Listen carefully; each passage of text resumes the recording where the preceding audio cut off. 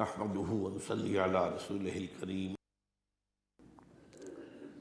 اما بعد فقد قال الله تبارك وتعالى كما ورد في سورة آل عمران اعوذ باللہ من الشیطان الرجیم بسم اللہ الرحمن الرحیم ان اول بیت وضع للناس للذی ببکۃ مبارکا وہدی للعالمین فیہ آیات بینات مقام ابراہیم ومن دخلہ کان آمنا وللہ علی الناس حج البیت من استطاع الیہ سبیلا ومن کفر فإن اللہ غنی عن العالمین وقال عز وجل كما ورد في سورة الحج وَلِكُلِّ أُمَّةٍ جَعَلْنَا مَنْسَكًا لِيَذْكُرُوا اسْمَ اللَّهِ عَلَى مَا رَزَقَهُم مِّن بَهِيمَةِ الْأَنْعَامِ فَإِلَٰهُكُمْ إِلَٰهٌ وَاحِدٌ فَلَهُ أَسْلِمُوا وَبَشِّرِ الْمُخْبِتِينَ الَّذِينَ إِذَا ذُكِرَ اللَّهُ وَجِلَتْ قُلُوبُهُمْ وَالصَّابِرِينَ عَلَى مَا أَصَابَهُمْ وَالْمُقِيمِي الصَّلَاةِ وَمِمَّا رَزَقْنَاهُمْ يُنْفِقُونَ والبدن جعلناها لكم من شعائر الله لكم فيها خير فاذكروا اسم الله عليها صواف فإذا وجبت جنوبها فكلوا منها وأطعموا القانع والمعتر كذلك سخرناها لكم لعلكم تشكرون لن ينال الله لحومها ولا دماؤها لن ينال الله لحومها ولا دماؤها ولكن يناله التقوى منكم كذلك سخرها لكم لتكبروا الله على ما هداكم وبشر المحسنين صدق الله العظيم رب اشرح لي صدري ويسر لي امري واحلل عقدة من لساني يفقهوا قولي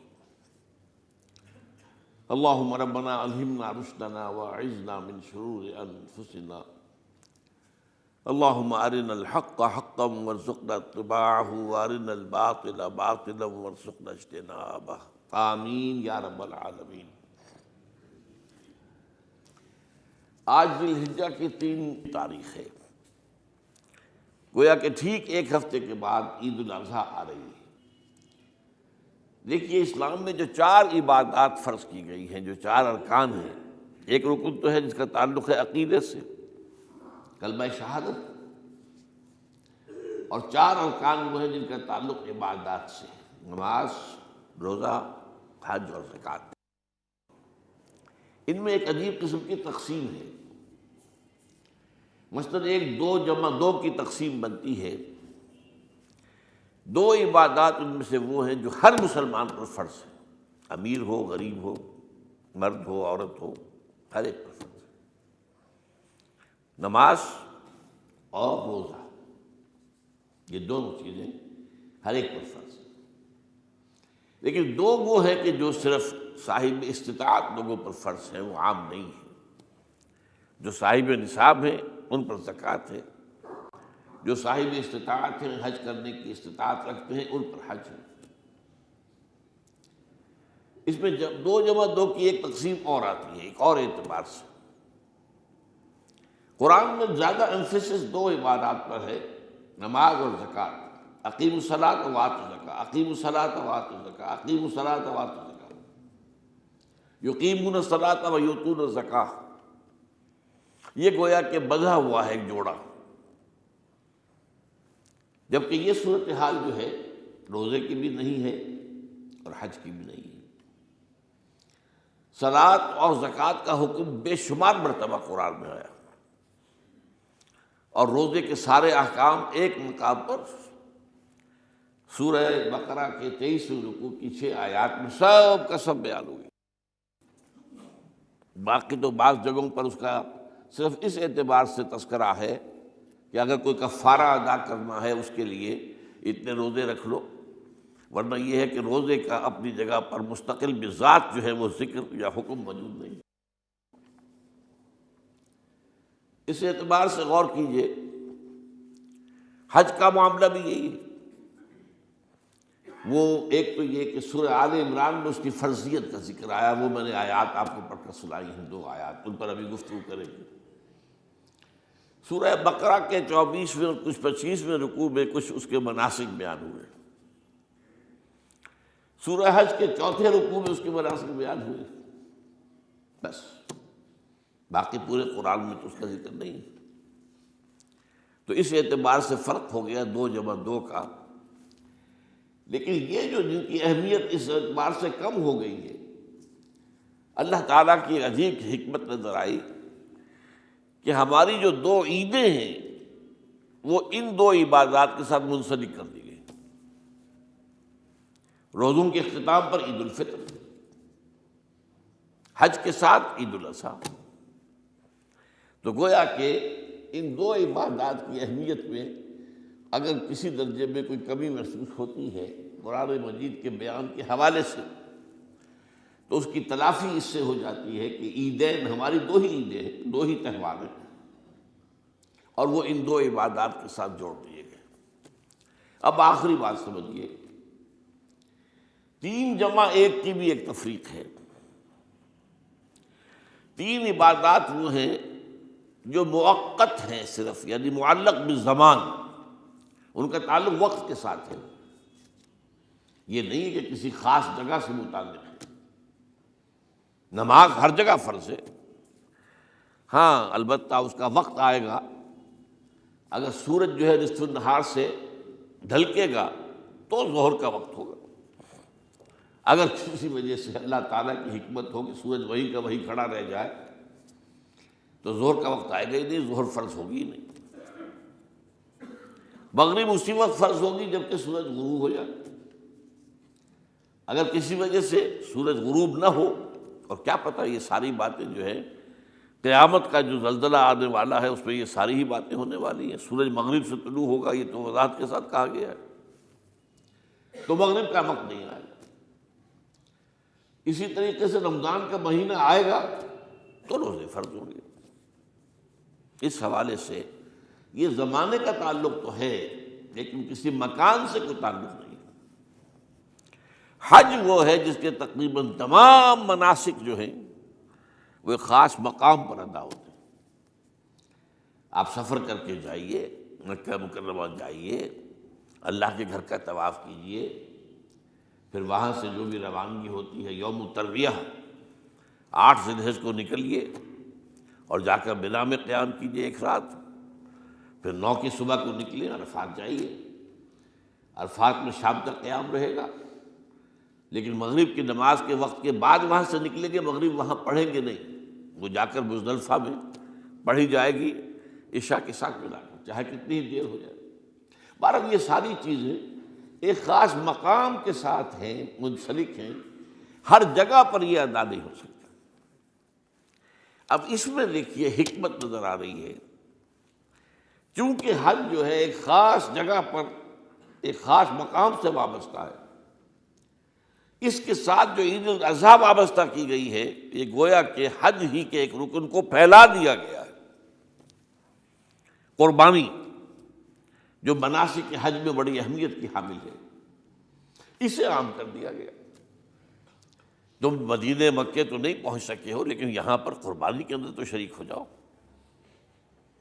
اور بعض مشابہتیں اور بتائی گئی ہیں کہ ذی الحجہ کا چاند طلوع ہو جائے تو اس کے بعد حجامت نہ کراؤ، ناخن نہ کاٹو، وہ جو کچھ بھی آپ کو معلوم ہے احرام کی کچھ پابندیاں ہوتی ہیں، ایک مشابہت کسی درجے میں، ٹھیک ہے ہم وہاں نہیں ہیں لیکن ان کے ساتھ ایک مشابہت پیدا ہو رہی ہے۔ تو قربانی در حقیقت جو ہے عید الاضحیٰ وہ گویا کہ ایکسٹینشن ہے حج کی، کہ تمام عالم اسلام کے اندر جو ہے تمام مسلمان جہاں بھی کہیں ہیں وہ حج کے اس ایک منسک کے اندر شریک ہو جاتے ہیں۔ تو یہ میں نے چند باتیں تمہیداً عرض کی ہیں ان عبادات 4 کے بارے میں، ان کی جو ریلیٹیو حیثیت ہے ہمارے دین میں۔ اب آئیے حج کا معاملہ کیا ہے، وہ پورا ایک خاص علاقے سے متعلق ہے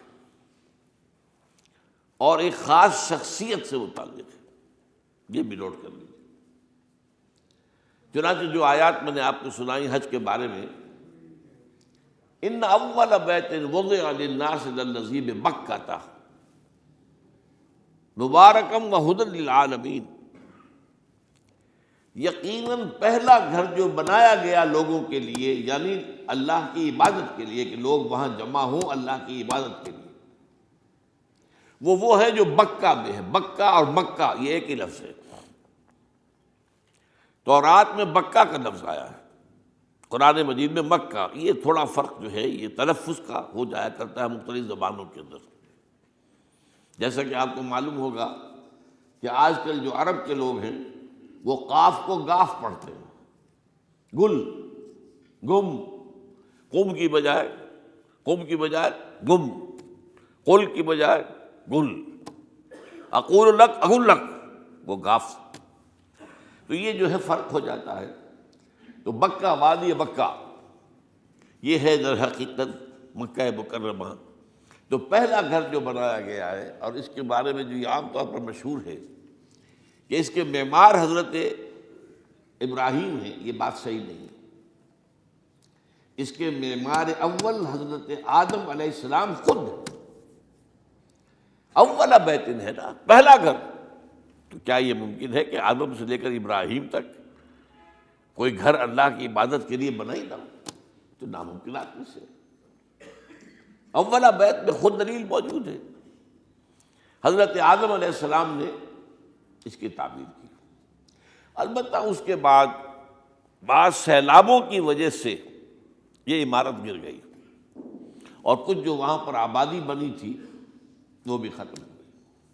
تو ایسے آتے ہیں، آپ کو معلوم ہے کہ یمن میں جب ان کا ایک بند ٹوٹا تھا بہت بڑا، سد معارم، تو پھر وہاں جو اتنی خوشحالی تھی، اور جو وہاں پر جو باغات تھے اور جو کھیتیاں سب برباد ہو گئی، اور وہاں سے لوگ جو ہے نقل مکانی کرنے پر مجبور ہو گئے۔ یہی یمن کے قبائل تھے جو جا کر شام اور عراق میں آباد ہوئے۔ یہی یمن کے دو قبیلے تھے جو مدینے میں آ کر آباد ہوئے، اوس اور خزرج، یہ یمن کے قبیلے تھے۔ تو اس بند کے ٹوٹنے کے بعد اگر خدا نہ خواستہ اگر ہمارا تربیلا ڈیم ٹوٹ جائے کیا ہوگا؟ پچھلے دنوں خبریں آئی ہیں اخبارات میں کہ ہندوستان میں غور ہو رہا ہے اس پر کہ تربیلا ڈیم کو اڑا دو۔ وہ سوچ رہے ہیں پاکستان کو ختم کرنے کی سبیل کیا ہو سکتی ہے؟ تو بڑی سمپل ہے اور بڑا آسان کام ہے۔ بمبارڈمنٹ کر دینا جو ہے ٹھیک ہے، ان کا جہاز آئیں، کچھ کو ہم گرا بھی لیں گے، لیکن کچھ تو آ کر جو ہے وہاں پر وہ اپنے بم جو ہے وہ ہدف کے اوپر گرا جائیں گے، کیا ہوگا؟ یوں سمجھیے کہ جو سونامی کا آیا تھا سیلاب، وہ سونامی کا سیلاب آئے گا پاکستان کے اوپر، اور ہر چیز تباہ و برباد ہو جائے گی۔ کم سے کم یوں سمجھیے کہ تقریباً 100 میل کی چوڑائی میں، اور یہ سب جو ہے ریگستان بن جائے گا، ہر چیز ختم ہو جائے گا، خدا نہ خواستہ۔ تو بہرحال سد معارف کے بعد یہ صورتحال واقع ہوئی تھی۔ تو اس کے بعد سے یہ جو ہے یہ اللہ کا گھر یہ جو ہے گرا ہوا تھا۔ اس کی کوئی اب صرف یہ کہ قواعد رہ گئے تھے۔ قواعد کہتے ہیں جو بنیادیں ہوتی ہیں، وہ پھر اللہ تعالیٰ نے حضرت ابراہیم کو بتائی کہ یہ ہیں وہ بنیادیں جن پر کہ وہ گھر ہوتا تھا۔ وَإِذْ يَرْفَعُ إِبْرَاهِيمُ الْقَوَاعِدَ مِنَ الْبَيْتِ وَإِسْمَاعِيلُ، ان بنیادوں پر حضرت ابراہیم اور اسماعیل نے مل کر دو معماران حرم نے یہ عمارت جو ہے دوبارہ تعمیر کی ہے۔ تو گویا کہ حضرت ابراہیم علیہ السلام معمار دوم ہیں، معمار اول اس کا جو ہے وہ خود حضرت آدم علیہ السلام۔ فیہ آیات بینات مقام ابراہیم، مقام ابراہیم ہے، جو بھی وہاں گئے ہیں انہوں نے دیکھا ہے کہ ایک پتھر تھا جس پر کھڑے ہو کر حضرت ابراہیم علیہ السلام تعمیر کر رہے تھے۔ اب آج تو آپ کو معلوم اسکیفولڈنگ لگ جاتی ہے، بانس لگ گئے، یا آج کل تو جو ہے پائپ جو ہے لوہے کے اس سے لگا کر، تو جیسے جیسے عمارت اٹھتی جا رہی ہے اسی طریقے سے اس کے ساتھ جو ہے وہ چل رہے ہیں اور ان کے اوپر کھڑے ہو کر تعمیر ہو رہی ہے۔ تو اس وقت کچھ نہیں تھا۔ تو ایک پتھر ایسا تھا کہ جو خود بخود اٹھتا تھا، پھر اللہ تعالیٰ کے اٹھانے سے، یا یوں کہیے کہ ملائکہ کے اٹھانے سے، اور اسی پر حضرت ابراہیم کھڑے ہو کر وہ پتھروں کے اوپر پتھر رکھتے جا رہے تھے، اور اس کی وجہ سے اس پتھر کے اوپر کتنی دیر کھڑے رہنا ہوا ہوگا حضرت ابراہیم علیہ السلام کا کہ اس پر ان کے پاؤں کے نشان بن گئے۔ وہ ہے مقام ابراہیم، جو آپ نے دیکھا ہوگا کہ وہاں ایک بہت خوبصورت قسم کا ایک پنجرا سا بنا ہوا ہے، اور اس کے اندر وہ مقام ابراہیم ہے۔ اور جب بھی طواف کرتے ہیں تو طواف کے بعد 2 رکعتیں جو ہے وہ پڑھی جاتی ہیں ابراہیم، مقام ابراہیم کے پیچھے، جتنا بھی قریب تر ہو کر پڑھا جا سکے، لیکن بہرحال رخ ادھر ہے۔ تو فیہ آیات بینات مقام ابراہیم ومن دخلہ کان آمنا۔ تو ایک تو یہ کہ وہ نشانیاں ہیں، وہ اللہ تعالیٰ جن لوگوں کی کہ دل کی آنکھ کھلی ہو، روحانی آنکھیں کھلی ہو، ان کو دکھاتا ہے، اور ایک وہ ہے کہ جو ہماری ان سامنے کی ظاہری آنکھوں کو بھی نظر آتی ہے۔ یہ نوٹ کر لیجئے کہ یہ مقام امن کا گہوارہ رہا ہے۔ عرب میں لوٹ مار، قتل، غارت، قتل کے بدلے میں قتل، پھر قتل کے جواب میں قتل چلتا تھا، لیکن اس وقت بدترین دور میں بھی عربوں کا معاملہ یہ تھا کہ کوئی شخص فرض کیجئے کہ وہ کئی مہینے سے اپنے باپ کے قاتل کو ڈھونڈ رہا ہے تاکہ قصاص لے سکے، بدلہ لے سکے، اسے قتل کر سکے، اسے کہیں نظر نہیں آ رہا، اچانک حرم میں نظر آ جاتا ہے، وہاں وہ نقصان نہیں پہنچائے گا اسے۔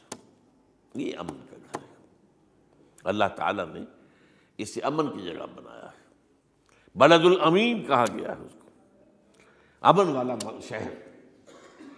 تو یہ جو ہے، یہ تو آج تک بھی اس کی جو برکت ہے وہ نظر آتی ہے۔ وَمَن دَخَلَهُ كَانَ آمِنًا وَلِلَّهِ عَلَى النَّاسِ حِجُّ الْبَيْتِ مَنِ اسْتَطَاعَ إِلَيْهِ سَبِيلًا، اور اللہ کا حق ہے اپنے بندوں پر کہ وہ حج کریں اس کے اس گھر کا، جو کوئی بھی استطاعت رکھتا ہو سفر کی۔ اگر زیادہ راہ ہے، خرچہ ہے، جانے آنے کے اخراجات مہیا ہیں، اور یہ کہ آپ پیچھے جن کو چھوڑ کر جا رہے ہیں ان کے لیے بھی اتنے وقت کا جو ہے وہ انتظام ہے کھانے پینے کا، گزارے کا، نان نفقے کا، تو آپ پر حج فرض ہو گئے۔ اب اگر اس فرضیت کے بعد کوئی شخص تاخیر کرتا ہے تو وہ بڑے گناہ کے اندر مبتلا ہے۔ جیسے ہی فرضیت ہو جائے، پہلا کام جو ہے، پہلا قرض جو ہے، یوں سمجھیے یہ اللہ کا قرض ہے بندوں پر۔ یہ لام جو آتا ہے، لام اور اعلیٰ، لام کسی کے حق کے لیے، اعلیٰ کسی کے اوپر حق ہونا۔ وَلِلَّهِ عَلَى النَّاسِ حِجُّ الْبَيْتِ مَنِ اسْتَطَاعَ إِلَيْهِ سَبِيلًا، یہ تو اللہ کا حق ہے لوگوں پر، لوگوں کے ذمے، یہ قرض ہے اللہ کا کہ اس کے گھر کا حج کریں، جائیں، طواف کریں، اور جو بھی اس کے مناسک ہیں ادا کریں، اور وہیں پر قربانی کا بھی ہے۔ لِيَشْهَدُوا مَنَافِعَ لَهُمْ وَيَذْكُرُوا اسْمَ اللَّهِ فِي أَيَّامٍ مَّعْلُومَاتٍ عَلَىٰ مَا رَزَقَهُم مِّن بَهِيمَةِ الْأَنْعَامِ فَكُلُوا مِنْهَا وَأَطْعِمُوا الْبَائِسَ الْفَقِيرَ، اسی کے اندر جو ہے مناسک کے اندر قربانی بھی ہے۔ افریقہ میں آپ کو معلوم ہے، شمالی افریقہ میں زیادہ تر لوگ جو ہیں جیسے کہ ہندوستان پاکستان میں ہیں ویسے ہیں، لیکن آپ جنوب میں چلتے جائیے تو رنگ گہرا ہوتا چلا جائے گا، انتہائی سیاہ رنگ، وہ بھی ہے، سب آ رہے ہیں، شکلیں جدا ہیں، زبانیں جدا ہیں، لیکن سب کے سب جو ہے ایک ہی نغمہ ان کی زبان پر ہے ایک ہی نغمہ، کہیں واضح کہیں مبہم، وہ ایک ہی مذہب، لبیک اللہم لبیک، لبیک لا شریک لک لبیک، ان الحمد والنعمت لک والملک لا شریک لک۔ اب یہ ترانہ ہے، توحید کا ترانہ ہے، اور گونج رہی ہے اس وقت، آپ اندازہ نہیں کر سکتے کہ وہ پوری سرزمین گونج رہی ہوگی اس ترانے کے ساتھ، کیونکہ تھوڑی تھوڑی دیر کے بعد نئے قافلے داخل ہو رہے ہیں۔ ابھی ایک قافلہ جو ہے اس نے سعی مکمل کی ہے، دوسرا شامل ہو گیا، بلکہ اس کے دوران ہی ابھی اس کا ختم نہیں ہوا کہ تیسرا قافلہ چلا رہا ہے۔ وہ تو یہاں تو ظاہر بات ہے کہ میں نے چونکہ ایک نقشہ اپنی نگاہوں سے دیکھا ہے، مدینہ منورہ سے اور مکہ مکرمہ جاتے ہوئے رات کے وقت، کہ کہیں جو ہے وہ روشنیوں کی وہ قطار ٹوٹتی ہی نہیں تھی، مسلسل معلوم ہوتا ہے کہ سڑک کے اوپر گاڑی ہے، مسلسل، کہیں اس کے اندر وقفہ ہے ہی نہیں۔ اتنے بڑے پیمانے پر لوگ جمع ہو رہے ہیں، زبانیں جدا ہیں، ایک دوسرے کی زبان نہیں سمجھتے، لیکن ایک زبان اور بھی ہوتی ہے جو بغیر بولے سمجھ میں آتی ہے، اس سے معلوم ہوتا ہے سب کے لیے محبت ہے، ہمارے بھائی ہیں، تمام مسلمان ہیں۔ بعض کے اندر یہ محبت کا جذبہ زیادہ ہے۔ ترکوں میں انڈو پاکستان کے لوگوں کے لیے بہت محبت ہے۔ اب وہ بات جو نہیں کر سکتے، سمجھا نہیں سکتے، لیکن ان کی آنکھوں سے، ان کے انداز سے وہ محبت ٹپکی پڑتی ہے۔ تو عالمگیریت جو ہے اسلام کی، ہمگیریت، عالمگیریت، آفاقیت، اس کا جو مظہر نظر آتا وہاں تھا۔ پھر یہ کہ ہمارے ہاں کی جتنے بھی فرقہ بندیاں ہیں وہ وہاں ختم ہو جاتی ہیں۔ وہاں اہل حدیث ہیں، حنفی ہیں، مالکی ہیں، شافعی ہیں، حنبلی ہیں۔ یہ کام بھی کیا ہے آ کر انہوں نے آل سعود نہیں، ورنہ اس سے پہلے جو ہے وہ 4 مصلے علیحدہ تھے، وہاں پر 4 جماعتیں علیحدہ ہوتی تھی۔ یہ حنفی مصلی ہے، یہاں پہ حنفی امام ہے وہ پڑھائے گا، یہ شافعی مصلی ہے، شافعی امام ہے وہ نماز پڑھائے گا۔ تو یہ جو ایک تفریق تھی وہاں بھی موجود تھی، انہوں نے ختم کیا۔ ایک امام کے پیچھے جماعت ہوگی، اسی میں حنفی بھی ہیں، مالکی بھی ہیں، شافعی بھی۔ کچھ ہیں لوگ جو زیادہ، جن کے اندر کچھ زہر زیادہ گھل گیا ہے فرقے واریت کا، وہ پھر نہیں نماز پڑھتے، وہاں پر محروم رہتے، اس کی فضیلتوں کو چھوڑ کر جا کر کہیں اپنے جو ہے گھروں پر جہاں ٹھہرے ہوئے وہاں جا کے نماز پڑھ لیتے ہیں کہ یہ جو ہے وہابی، ان کے پیچھے ہماری نماز نہیں ہوتی۔ لیکن نہیں، عام طور پر ایسا نہیں ہے، عام طور پر سب لوگ جمع ہیں، نماز پڑھ۔ اور ایک سب سے بڑا مشاہدہ جو ہوتا ہے، جو مجھے سب سے پہلے ہوا تھا پہلے حج میں، یہ 1962 کی بات ہے، تو میں نے محسوس کیا یہ نماز کے اندر اختلافات جو ہیں اسلام مسلمانوں میں صرف اتنے ہیں کہ جس سے جماعت نہیں ٹوٹتی۔ اختلافات ہیں، رفع یدین ہے یا نہیں ہے، آمین بالجہر ہے یا نہیں ہے، اختلافات تو ہیں، لیکن جماعت نہیں ٹوٹتی۔ وہ جو ڈرل ہے، ڈرل جیسے کہ ڈرل ہوتی ہے، آرمی پریڈ ہو رہی ہے، وہ ڈرل ختم نہیں ہوتی۔ ایسا نہیں ہے، میں نے جب سوچا اگر کسی مسلک کے نزدیک رکوع بھی 2 ہوتے، جیسے سجدے 2 ہیں، تو وہ لوگ تو ایک رکوع کے بعد دوسرا رکوع کرتے اور باقی لوگ سجدے میں چلے گئے ہوتے، جماعت ٹوٹ جاتی۔ یا اگر کسی کے نزدیک ہر رکعت کے اندر جیسے رکوع ایک ہے، سجدہ بھی ایک ہی ہوتا، تو کچھ لوگ تو ایک سجدہ کر کے کھڑے ہو جاتے ہیں اور دوسرے لوگ جو ہے دوسرا سجدہ کر رہے ہوتے ہیں، جماعت ٹوٹ جاتی۔ تو یہ میں سمجھتا ہوں کہ کس کی حکمت ہے، کس نے یہ طے کیا کہ ٹھیک ہے آپ میں رنگا رنگی بھی ہو، اے ذوق اس چمن کو ہے زیب، اختلاف سے اختلاف بھی ہے، رفع یدین بھی ہو رہا ہے، آمین بالجہر بھی ہو رہا ہے، نہیں بھی ہو رہا ہے، سب کچھ ہے، لیکن وہ اجتماعیت نہیں ٹوٹ رہی۔ یہ وہ یوں سمجھیے کہ یہ زندہ معجزہ ہے اسلام کا کہ 1400 برس بیت گئے ہیں اور کتنے بڑے علاقے میں یہ اسلام پھیلا ہے، اور یہ کہ مختلف مسالک وجود میں آئے، اس میں کوئی شک نہیں ہے۔ حنفی ایک علاقے کے اندر آپ کو ملیں گے صرف شافعی، ہندوستان کا بھی مغربی ساحل کے صرف شافعی ملیں گے آپ کو۔ اس سے آگے آپ جائیے، چونکہ یہ عرب تاجروں کے ذریعے سے ایمان لائے ہیں، یہ لوگ سری لنکا کے لوگ ہیں، انڈونیشیا کے لوگ ہیں، ملیشیا کے لوگ، سب شافعی ہیں۔ ہندوستان میں چونکہ اوپر سے شمال سے آیا ہے اسلام، یہ ترکوں کے ذریعے سے آیا ہے، اور وہ کٹر حنفی تھے، یہاں حنفیت آئی ہے۔ ترک جو ہے کٹر حنفی، یہ ترکی تو تھے جو آئے تھے۔ یہ کون تھا؟ محمود غزنوی کون تھا؟ سبکتگین کون تھا؟ الپتگین کون تھا؟ بختیار کاکی کون تھا؟ قطب الدین بختیار، یہ کون تھے؟ سب ترک۔ اور ترک بھی کون؟ غلامان، خاندان غلامان یاد کیجیے۔ لیکن بہرحال ان کے ذریعے سے جو اسلام ان کے ساتھ آیا ہے وہ خالص حنفی اسلام، کوئی حرج نہیں، وہاں جا کر سب جمع ہو جاتے ہیں ایک وحدت کے اندر۔ تو یہ چند مشاہدات وہاں کے ہوتے ہیں جو ہماری ظاہری آنکھوں کو بھی نظر آ جاتے ہیں، جس کا کہ قلب کے اوپر بڑا گہرا اثر پڑتا ہے۔ اب میں ایک موضوع لے رہا ہوں یہ جو قربانی کا مسئلہ ہے اس کے بارے میں ایک زمانے میں تو بہت منکرین حدیث کی طرف سے اس کے خلاف بڑی جو ہے ایک مہم چلی تھی کہ ختم کیا جائے اس کو، یہ خام خواہ جو ہے خرچ ہوتا ہے بہت بڑا اور ضائع ہوتا ہے گوشت، اتنے بڑے پیمانے پر گوشت ہوتا ہے کھایا نہیں جاتا۔ اچھا ایک زمانے میں فریج بھی نہیں تھے، یہ بھی نہیں کہ آپ محفوظ کر دیں، گوشت ضائع بھی ہو سکتا تھا، اور بھی چیزیں جو ہے وہ گوشت کی وہ صحیح طور سے استعمال نہیں ہوتی تھی۔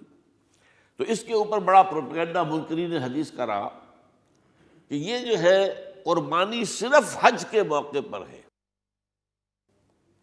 میں اس کی نفی کے لیے آج آپ کو بتا رہا ہوں کہ سورہ حج کے اندر جو 2 رکوع ہیں، ایک چوتھا ایک پانچواں، چوتھے رکوع میں بھی قربانی کا ذکر ہے، پانچویں میں بھی قربانی کا ذکر ہے۔ یہ ایک دم جو ہے ایک جگہ پر جو 2 طرح کی قربانیوں کا ذکر ہو رہا ہے، یہ کیوں ہو رہا ہے؟ چوتھے رکوع میں وہ مناسک حج کے ساتھ اس کا ذکر ہے، وہاں جو فرمایا گیا لِيَشْهَدُوا مَنَافِعَ لَهُمْ وَيَذْكُرُوا اسْمَ اللَّهِ عَلَىٰ مَا رَزَقَهُم مِّن بَهِيمَةِ الْأَنْعَامِ فِي أَيَّامٍ مَّعْلُومَاتٍ عَلَىٰ مَا رَزَقَهُم مِّن بَهِيمَةِ الْأَنْعَامِ فَكُلُوا مِنْهَا وَأَطْعِمُوا الْبَائِسَ الْفَقِيرَ۔ وہاں پہ قربانیاں دو، پھر اللہ کا نام لو، ان جانوروں پر جو اللہ نے تمہیں عطا کیے ہیں ان جو معین دنوں کے اندر دو، فی ایام معلومات، اور پھر اس میں سے خود بھی کھاؤ، اور جو ہے جو جیسے صدقہ کا گوشت ہوتا ہے وہ نہیں ہے، وہ قربانی کا گوشت ہے، اس میں سے آپ خود بھی کھائیں اور غرباء کو کھلائیں، غریبوں کو دیں، مساکین کو دیں۔ تو یہ پورا حکم آ چکا ہے چوتھے رکوع کے اندر۔ پانچواں رکوع پورا کا پورا جو ہے وہ عید الاضحیٰ پر ہے میرے نزدیک۔ یہی حکمت صوم کے بارے میں ہے کہ وہاں جب ایک حکم تکرار کر کے آیا کہ پہلے فرما دیا گیا فَمَنْ كَانَ مِنْكُمْ مَرِيضًا أَوْ عَلَىٰ سَفَرٍ فَعِدَّةٌ مِّنْ أَيَّامٍ أُخَرَ، اگر بیمار ہو کوئی اور یہ یا کہ سفر پر ہو تو وہ تعداد دوسرے دنوں میں پوری کرے۔ پھر کیا وجہ دوبارہ آ رہا ہے؟ شہر رمضان الذی انزل فیہ القرآن ھدی للناس وبینات من الھدی والفرقان فمن شہد منکم الشہر فلیصمہ ومن کان مریضا او علی سفر فعدۃ من ایام اخر۔ کیوں؟ یہ تو ادبی اعتبار سے یہ کلام کا عیب شمار ہوتا ہے، تکرار بلا کسی سبب کے، نہیں سبب کے بغیر نہیں ہے۔ وہاں کیا تھا؟ وہاں ان 2 رعایتوں کے ساتھ تیسری بھی شامل تھی کہ اگر صحیح ہو اور مقیم ہو پھر بھی روزہ نہ رکھو تو ایک مسکین کو کھانا کھلا دو۔ یہ رعایت ختم ہوئی ہے رمضان کے روزے کے ساتھ، اب رکھنا پڑے گا روزہ، اور اگر بیمار ہو یا سفر پر ہو تو ٹھیک ہے دوسرے دنوں میں پورا کرو، پورا کرنا لازم ہے اس کو۔ تو یہ چیز جو ہے یہ در حقیقت کسی وجہ سے ہوتی ہے۔ بالکل یہی بات ہے سورہ حج کے چوتھے رکوع کے اندر، وہ جو قربانی ہے حج کے ساتھ اس کا ذکر آ چکا۔ اب سنیے یہ جو آ رہا ہے، فرمایا وَلِكُلِّ أُمَّةٍ جَعَلْنَا مَنْسَكًا، ہر امت پر ہم نے ایک جو ہے قربانی کا معاملہ نازل وہ جو ہے فرض کیا ہے۔ میں نے چونکہ آج شروع میں کہا تھا کہ صوم اور حج میں کچھ مشابہتیں ہیں۔ دیکھیے صوم کا حکم بھی آیا تھا تو کس طور سے آیا تھا؟ یا ایھا الذین آمنوا کتب علیکم الصیام کما کتب علی الذین من قبلکم لعلکم تتقون، اہل ایمان تم پر روزہ رکھنا فرض کیا گیا جیسے کہ فرض کیا گیا تھا ان پر جو تم سے پہلے تھے۔ یہاں پر اسی حوالے سے بات ہو رہی ہے کہ اے مسلمانوں یہ قربانی صرف تم پر فرض نہیں کی جا رہی، یہ تو ہر امت پر، ہر نبی ہر رسول کی امت۔ وَلِكُلِّ أُمَّةٍ جَعَلْنَا مَنْسَكًا لِيَذْكُرُوا اسْمَ اللَّهِ عَلَيْهَا، تاکہ وہ نام لیں اللہ کا، عَلَىٰ مَا رَزَقَهُم مِّن بَهِیمَةِ الْأَنْعَامِ، جو کچھ اللہ تعالیٰ نے انہیں رزق دیا ہے، یہ چوپائے جو ہیں حیوانات قسم کے، ان پر اللہ کا نام لے کر چھری پھیری جائے، اللہ کے نام سے ان کو ذبح کیا جائے۔ فَإِلَٰهُكُمْ إِلَٰهٌ وَاحِدٌ فَلَهُ أَسْلِمُوا، تو یہ جان لو کہ اس قربانی کی اصل روح کیا ہے؟ وہ یہ ہے کہ اللہ تمہارا ایک الہ ہے، اسی کے سامنے تمہیں سر جھکانا ہے۔ یہ روح تقویٰ اگر نہیں ہوگی تو یہ قربانی بے معنی ہو جائے گی۔